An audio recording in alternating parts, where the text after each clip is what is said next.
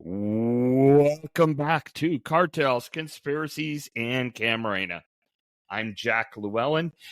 Last week, we started our discussion, kind of a new discussion about the actual abduction of Agent Camarena from outside the American consulate.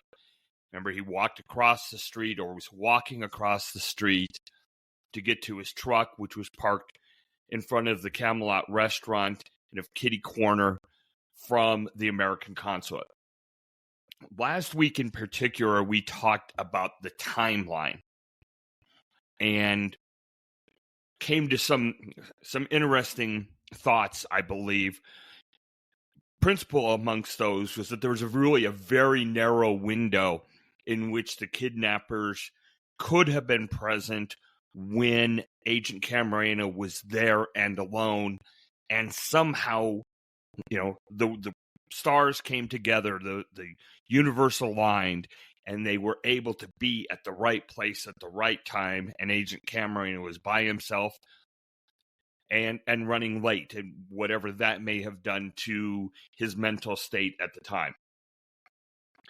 This week, I want to talk about some other things surrounding the abduction itself. And I want to talk about some of the narratives, some of the statements of alleged witnesses.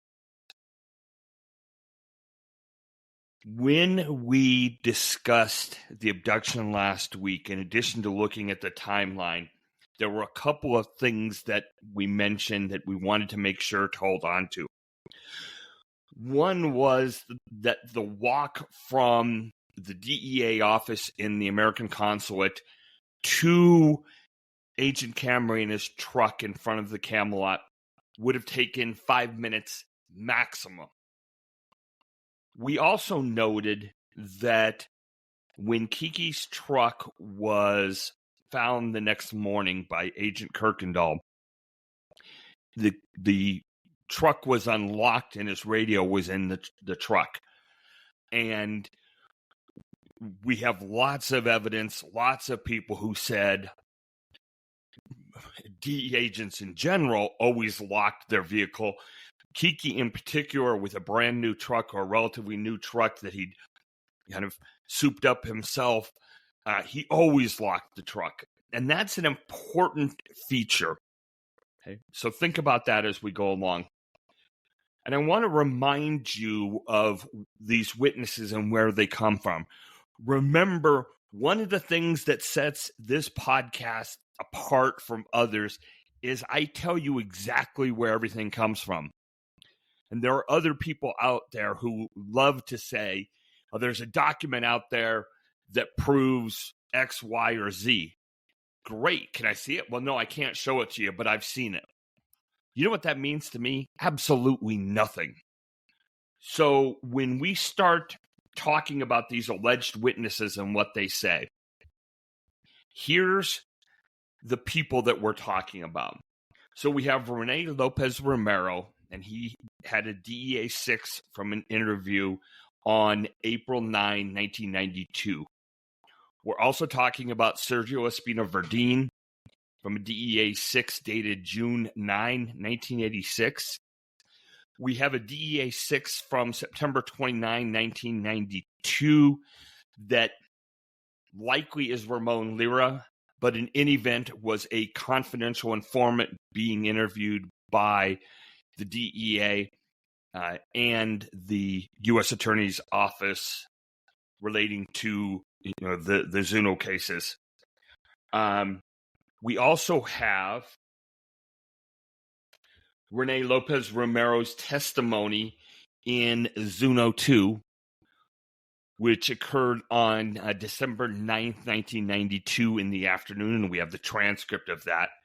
We also look at Hector Berreyes' book, and specifically where he talks about the kidnapping on pages 223 to 225.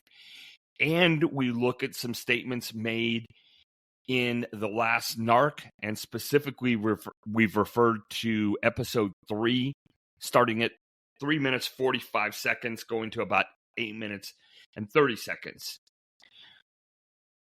So now what I'd like to do is talk about these eyewitness or these alleged witness statements. But before that, I want to clear up a couple of things. And sometimes when I've talked about this, people have said, well, of course the witnesses don't all agree. Everybody sees things differently, and that's true. It's the amount of disagreement, or in this case, statements that simply are irreconcilable. One of the things you'll hear people talk about sometimes is this idea that eyewitness testimony isn't credible. And I've spent too much time today reading psychology magazines and articles talking about eyewitness testimony. And there is no doubt that witness testimony in criminal trials can be unreliable or has proven to be unreliable over time. Of the cases overturned based on DNA evidence, someplace in the neighborhood of 70% of all of those cases involved eyewitness testimony. That eyewitness testimony that proved to be false.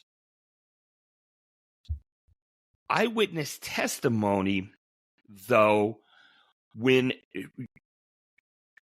clinical studies and trials are done, shows that witnesses actually have a pretty good idea of what happened, and they can be credible and they can be accurate.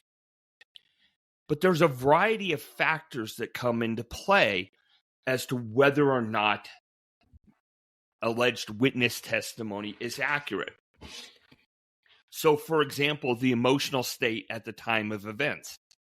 If somebody's calm and relaxed and watching things, their memory can be very good. If they're in a traumatic event, their memory may not be quite so good. And again, lots of studies that back this up. The length of time after events, we all know that, right?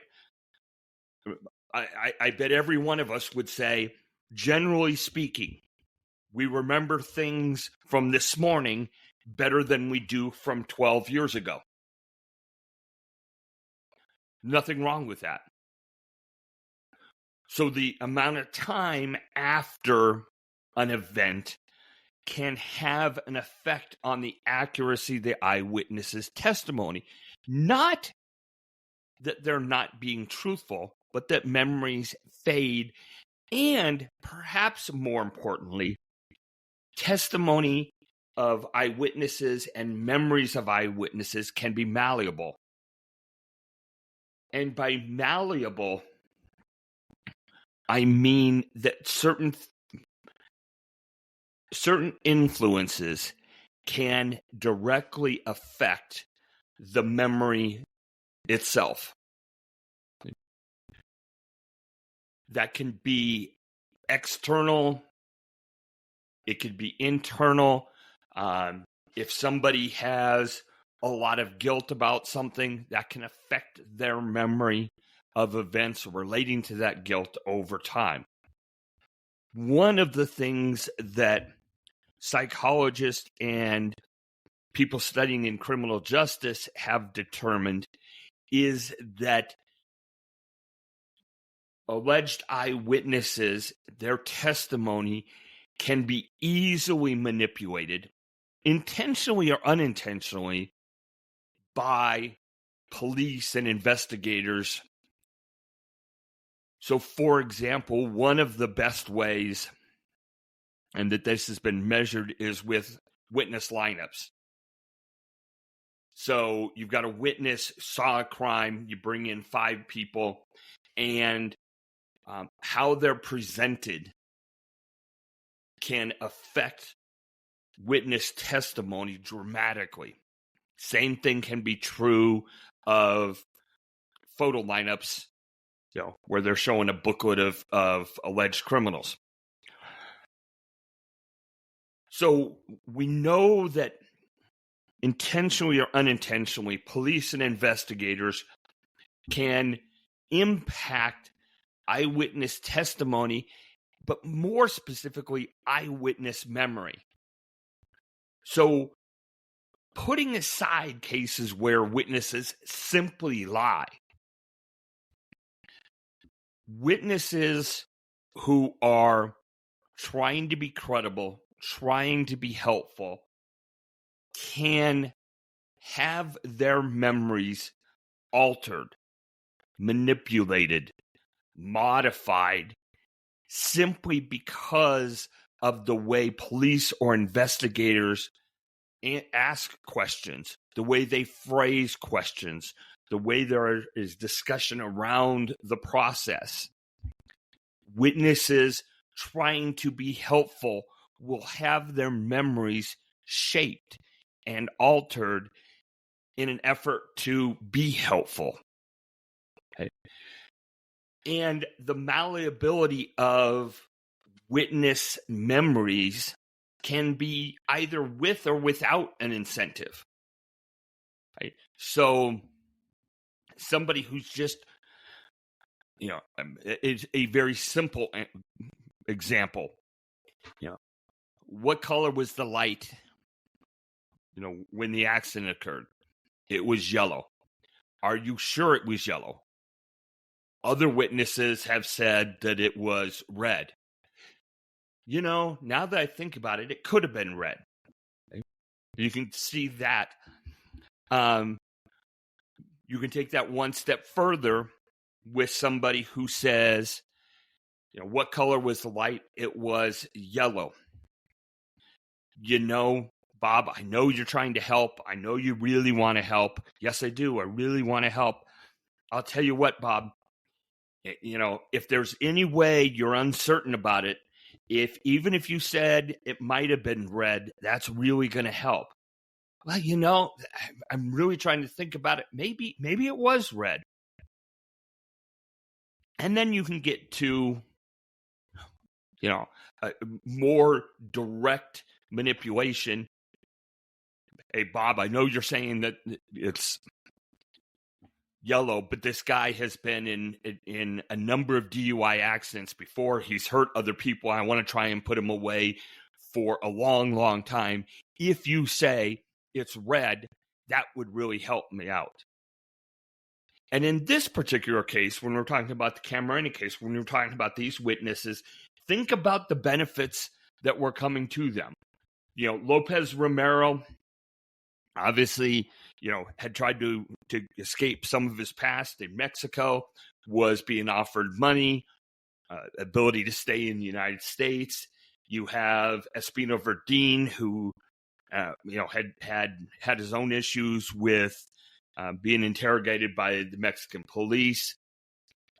Bareas in his book is trying to sell books. He's trying to make his point known. The same thing in The Last Narc. I'll let other people decide, but for me, there was a queer agenda from the beginning of that series. So witnesses are going to conform to that narrative, right? Go back to The Last Narc. How many people were in there who said, I don't remember it that way, or here I've got a different point of view? None. So if you're talking to the witnesses and you're saying, hey, we're going to do a documentary, alleged documentary. We're going to put it on Amazon Prime. That's going to be pretty cool. We may all get paid some. That'll be really neat. But it only works if you say the right things. So let's keep those issues in mind when we start talking about the statements around the abduction itself. Now, I want to look at this in a couple of different ways. So we're going to look at kind of the participants, who people say was involved. We'll look at the cars involved. We'll look at a little bit about the location, and then we'll also talk about some of the specific details about the abduction. And what I want you to keep in mind, or what I want you to be thinking about, is, can these all go together? Does it make sense? If not, then there's a narrative here that's wrong. And somebody's narrative, or all of them, aren't correct. And that'll be important for our next discussion on this topic. So let's start with Lopez Romero, his DEA 6 in the spring of 1992. Remember, Lopez Romero and Godoy were brought up through Grate Bustamante to LA to meet with the DEA and the prosecution in the fall of 1991. Then they had some more dealings with the DEA. They had more interviews, and it was in the spring of 92, April of 92 specifically, where all of a sudden they're remembering things that go to the case that's going to be presented against Ruben Zuno Arce in Zuno 2. And remember, though it's not directly relevant here, nobody says, or neither of them, neither Godoy nor Lopez Romero, points out Ruben Zuno Arce having been in bed with the traffickers, being central to things, until after the Ninth Circuit affirmed the new trial order that Judge Rafidi had ordered based on the statements of Manny Madrano in closing arguments. Okay. Keep that in mind. Here's what Lopez Romero says. He says there were four cars. There was a dark Mercury with, amongst other people, Javier Barber Hernandez, Antonio Vasquez Velasco, Alicio Vasquez Velasco. Then there is an Atlantic sedan with Sammy Ramirez Razo, El Sammy, Guadalupe Torres Lepe, and a consulate employee. Then there's a dark van with some names that we're not really familiar with. And then there was a dark blue sedan that Lopez Romero drove. They go to the close to the consulate. Lopez Romero leaves his car, gets into the Atlantic sedan driven by the consulate employee, and they drive to the American consulate. Very, very important. Very important. The Atlantic sedan goes to the intersection of Libertad and Progreso, covering the west entrance. That's not the normal door that the DE agents would leave from. So keep in mind of where they're saying he's located at. Importantly, though, here's what's really important. There was a consulate employee with the Atlantic sedan with El Sammy. And if you remember from the timeline, the consulate employee shows up at Lope de Vega at about 12:30. They have a meeting. They leave. Camarena, according to this DEA 6 from Lopez Romero, Camarena exit. He walks across Libertad when he's approached by El Sammy, Guadalupe Torres Lope, and Lopez Romero. The consulate employee who pointed out Camarena said that he was certain that Camarena would leave from this particular door, and the consulate employee stayed in the car during the abduction in the driver's seat. He says there was no covering over Camarena's head, and when they arrived at Lope de Vega, El Sammy obtained some gauze and covered Camarena's eyes. So what's important here? 4 cars, a consulate employee pointing out pointing out Camarena, and the testimony about which door he was coming out, being sure he was coming out of one door. Okay? Then we have just a little bit of testimony or a little bit of discussion in the DEA 6 with Espino Verdeen. He says there were 2 vehicles. There was the dark green Ford Marquis, which had Ernesto Fonseca, El Sammy, and another person. And then there was the Atlantic sedan, even though it's not referred to in quite the same way, with Javier Barber Hernandez and 2 others. So we go from 4 cars in Lopez Romero's DEA 6, and keep in mind, the DEA 6 in the spring of 92 is what, 7 years after the abduction itself? Then we have Espino Verdeen's statement. He says, nope, it was just two cars and, some different people. So keep that in mind. Then we have the DEA 6 from September 26, 1992. And this is probably Ramon Lira, who, if you saw The Last Narc, he was there. In any event, it's a confidential informant who has said that he has direct firsthand knowledge of things that occurred at the abduction.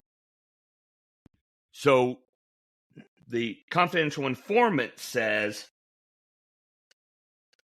that he was in a car with Fonseca and 2 others. Other vehicles had left Lope de Vega already, but he didn't see the specific time or the occupants of the cars. And then he says that the car that was assigned to pick up Camarena had Ramirez Razo El Sammy, Rene Lopez Romero, and Guadalupe Torres Lepe. Right? So that kind of matches with the DEA 6 of Lopez Romero, at least in some respects.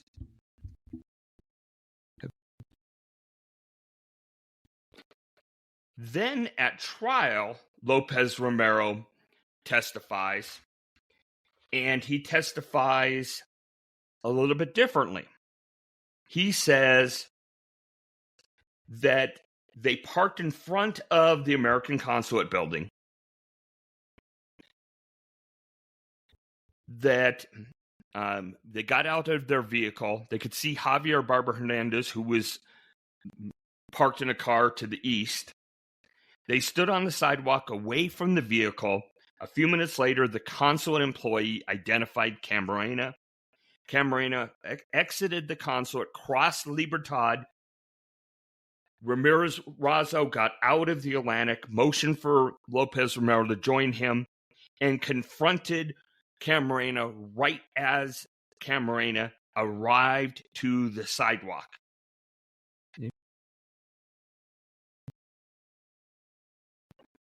Why is that important? Why is that important? Because remember the truck. The truck was unlocked. The radio was in the truck. If, as Lopez Romero said at the Zuno 2 trial, if Camarena had been accosted as he got to the sidewalk, he never would have gotten to his truck.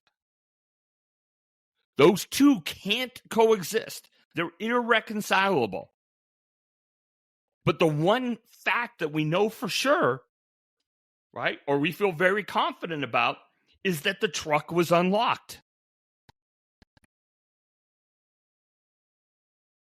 We know that in part from Jaime Kirkendall's book and from other evidence and other statements of witnesses. But remember, that hadn't come out in 1992. Lopez Romero, both when he was doing the DEA 6 and in his testimony in December of 92, didn't have the benefit of that. That information wasn't out there. His testimony could not have been shaped to include that information. But here's the other thing that's interesting about Lopez Romero. In the testimony, he gets a little bit more specific about the consulate employee, right? Remember, there's a consulate employee who's with the abduction team, who's pointing out Camarena. Right? He says the consulate employee, so this is Lopez Romero in his testimony, says the consulate employee was about 30 years old and blonde. The consulate employee gave the information to Ramirez Razo, told him the information was precise. Okay. Interestingly, the government never put on this witness. They never even identified the witness. Think about that. If it was a blonde consulate employee, wouldn't you think the government would have found out who that was? You know they have records of everybody who worked at the consulate. Even if they couldn't produce the person as a witness, couldn't they have presented something that indicated who this person might have been? Nothing at all like that. One last note. When Camarena and the abduction crew arrive at Lope de Vega, according to Lopez Romero, at that point, Camarena asks to talk to Caro Quintero. I'll mention that in a moment. Now, let's talk about Hector Berreyes' book. So he says there were 5 cars. Remember, Lopez Romero says there were 4. Espino Verdeen says there were 2. The unknown witness or the uncertain witness doesn't know how many there were. And then Lopez Romero at trial says there were 4. Okay. Berreyes, though, says there's 5. 5. Here's what's interesting. Remember, Berreyes' book comes out after Kirkendall's book. So Berreyes says that as Agent Camarena is walking along the street, the lead car pulls up alongside him, and one of the agents, most likely El Sami, says, "Hi, Kiki," or "Hey, Kiki, we need you to come with us. Commandant wants to talk to you." Camarena, he says, started for his radio handset, but before then, one of the DFS agents puts a gun in his ribs and says, "No, you're coming with us now." They threw a jacket over Kiki's head and sped off. Now, remember, Lopez Romero, who's supposed to be there in the car, never says anything about a jacket being put over his head. In fact, he specifically said nothing was over his head, no covering over his head. It wasn't until they got to Lope de Vega that they put gauze around his eyes.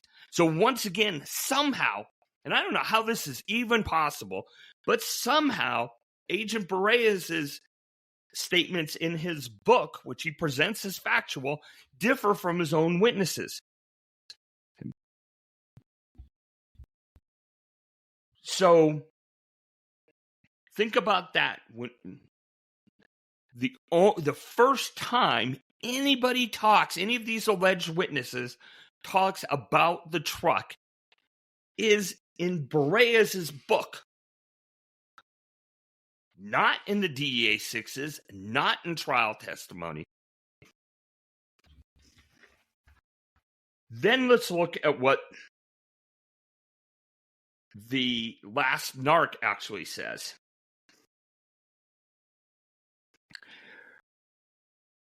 So in the last narc, there's the back and forth, or there's some discussion with Lopez Romero, Lira, and Agent Boreas, and it kind of cuts back and forth to them. Lira says that they parked at the intersection of two different streets, not Progreso and Libertad, that there was about 1 or 2 blocks away from the consulate. There was at least a couple of groups. Lopez Romero said he was in El Sami's group. Fonseca and Ramon Lira were in another group. And then they say, again, for the first time, that Caro Quintero was in one of these groups. And we can talk about this more next week.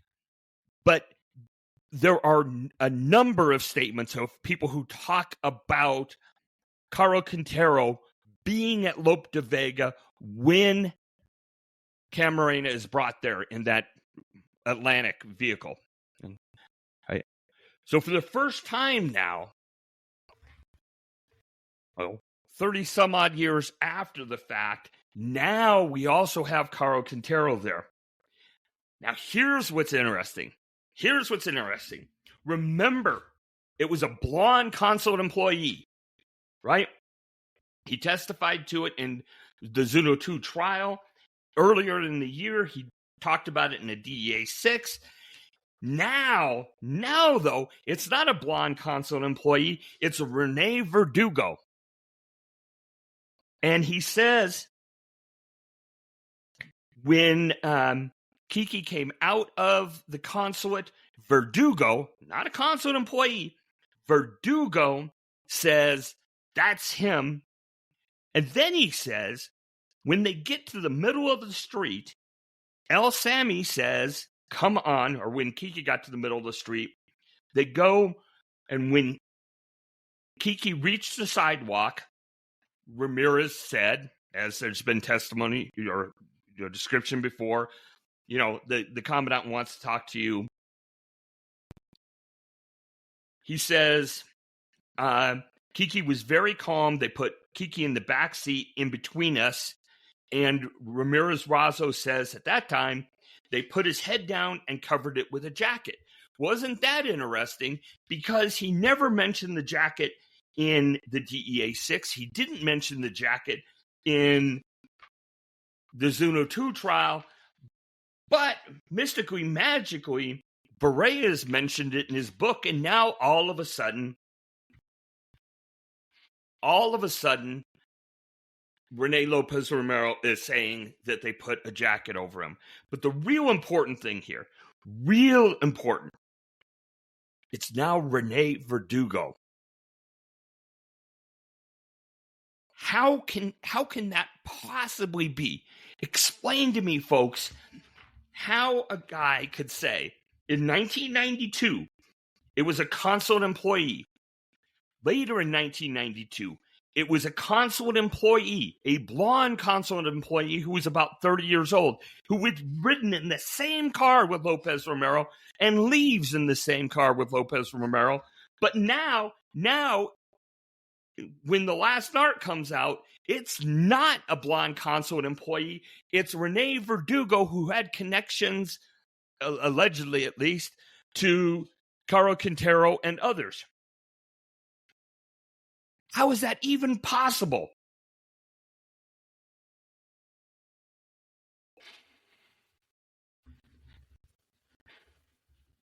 That should bother you,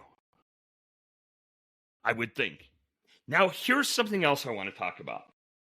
So I mentioned last week the book written by Annabelle Hernandez, Narcoland, right? So one of the things that's interesting is Annabelle Hernandez in that book, it talks only for a couple of pages about the actual abduction. but I want to read you just a little bit about this, okay? Because I think it's fascinating. Fonseca and Carl Quintero needed to find out who was the source of the information used by Camarena to target them. And she has this nice little discussion that Fonseca is mad because he thinks that he's being set up as being kind of the main guy, the brains behind the operation. Carl Quintero is pissed because of Buffalo and things. And so there's a little bit, it's actually almost humorous of in the kind of the recapping of the questioning. It's, wait, why is he picking on me? Why is he picking on me? And then Camarena in his testimony, his interrogation statements says, nope, most of the investigation is relating to Felix Gallardo. And that causes a little bit more consternation amongst them. Nobody wants to be singled out, but they also didn't want to be diminished in their value, so to speak. So she says, as they planned the kidnapping of the U.S. agent, El Principe summoned Jose Luis Gallardo, one of his right-hand men. Gallardo was a tall youth with fair, straight hair, who they called El Guerrero, or Blondie. He was said to be a nephew of Miguel Angel Felix Gallardo. I have a friend at the consulate who helps us with visas, and he can tell me which one is Camarena, El Guerrero suggested when Carl Quintero asked him to take part in the operation. El Guerrero always went around with a guy known as El Chelin. Although the latter had curly hair, they looked alike. People thought that they were brothers. On February 7, 1985, Don Neto and Carl Quintero met at midday at the camp. And I'll explain the camp in a subsequent one. We're going to talk about that because that's very important, so keep that in mind. But they met at the camp to finalize details of the kidnapping due to take place at 2 p.m. just as the consulate was closing. Remember we talked about that last week. But first, El Guerrero had to identify the agent. He went in, came back very rapidly. The consulate was close to the camp. Ready, El Guerrero told Carl Quintero. Okay. So, now we have an entirely different story, right? At least with respect to people. Isn't it interesting? Isn't it interesting that Lopez Romero says it was a consulate employee? Then at trial says, more specifically, it was a blonde consulate employee. Ms. Hernandez is saying, no, we know who it was. It was El Guerrero, and his nickname, El Guerrero, is Blondie, right? And I can tell you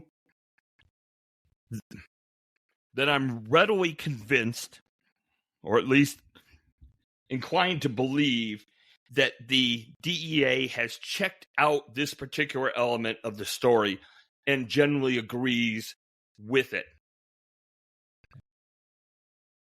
So you have El Guerrero Blondie, but Lopez Romero is talking about a consulate employee who was blonde, never produced. Why? Because there wasn't a blonde consulate employee. It was El Guerrero.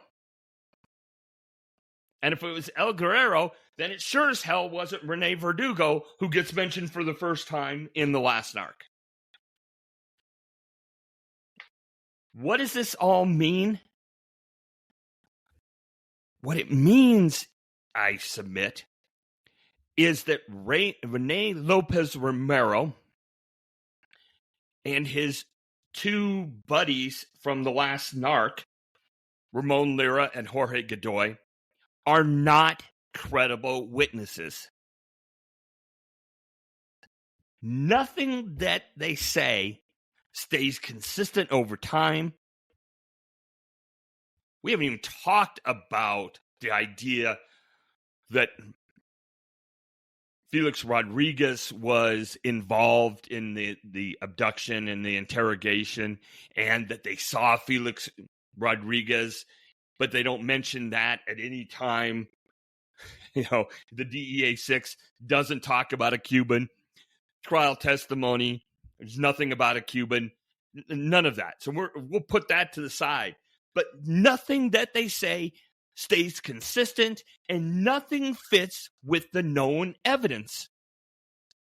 Amongst the facts are the fact that the truck was unlocked and nobody mentions it until Bareas years and years later, after Kirkendall has already said that. And by the way, that note was in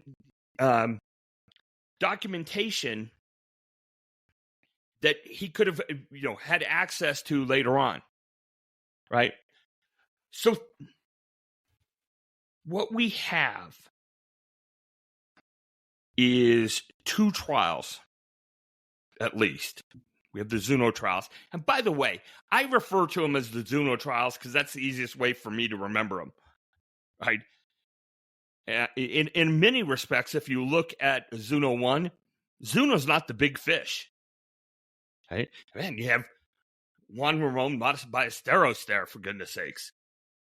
So when I say Zuno 1 and Zuno 2, that's not trying to elevate Mr. Zuno or those trials in any way. It's just a way that I can know what I'm saying, you know what I'm saying.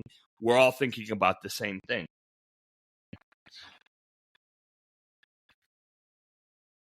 But it's fascinating to me that you have a conviction in Zuno 2 that comes after the primary witness in Zuno 1, Hector Cervantes Santos, is discredited, completely discredited, doesn't even appear at trial in Zuno 2, right? Doesn't show up at all. We also have other witnesses, like Garate Bustamante, right? All this knowledge, right? He was doing all of these things. He never testifies. Why? We've talked about it before, because nobody thought he would be a credible witness. But you have Jorge Godoy and Rene Lopez Romero getting up on the stand, making up their story. They're the ones that, it's their testimony really that convicted Ruben Zuno Arce. And yet when you break it apart, it's not consistent. It doesn't make sense. It doesn't fit the facts. There wasn't a blonde consulate employee. There wasn't a consulate employee, and there sure as hell wasn't Rene Verdugo. Okay. So what have we done the last 2 weeks? We've said the timeline doesn't really make sense. It doesn't add up. None of these alleged witnesses talk about leaving Lope de Vega and getting at the American consulate in a time frame that fits with the known facts of when Camarena left the consulate and others. Then we've said these witnesses, when they start talking about other details, the narrative of the abduction itself, that doesn't fit, right? So consulate employee is a blonde consulate employee. No, it wasn't. It was Rene Verdugo. No, it wasn't. It was El Guerrero. So next week, what we're going to do is we're going to put this together a little bit. And I want to kind of put a bow on our discussions about the abduction itself and what it says about our quest to answer some of the big unanswered questions. Who ordered the kidnapping? Who was at Lope de Vega? Who ordered the actual killing of Agent Camarena? And we'll throw in why Captain Zavala was brought in as well and who did that. Okay. We'll wrap that part up next week. Okay. So that, my friends, was Cartels, Conspiracies, and Camarena for this week. Tune in next week, please. I'm going to put this all together in a package that I think will make sense and actually guides us as we continue to look a little bit more at the kidnapping itself, at the crime itself, and uncover some of these missing facts, missing details. So again, that's Cartels, Conspiracies, and Camarena for today. I will see you next week. Hope everybody has a great week. And thanks again for listening in.